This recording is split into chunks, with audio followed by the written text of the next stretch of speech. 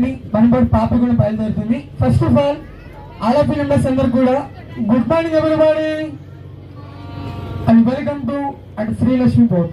ఈ రోజు మా బోర్డు వచ్చేసిన ఫ్యామిలీ మెంబర్స్ అందరు కూడా అండ్ స్వాగత సమాధి చేస్తుంది అండ్ శ్రీలక్ష్మి బోర్డ్.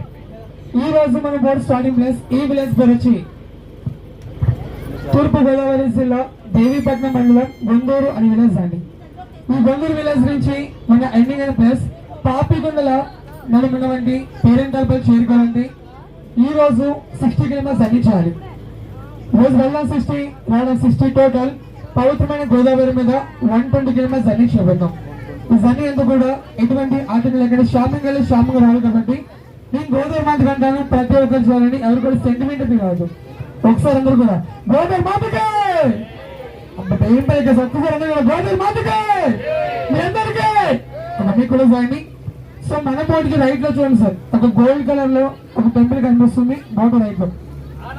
ఈ టెంపుల్ బెజవాడ కనకదుర్గమ్మ ఎంత ఫేమస్, గొంగూరు అమ్మవారు ఎంత ఫేమస్ అండి.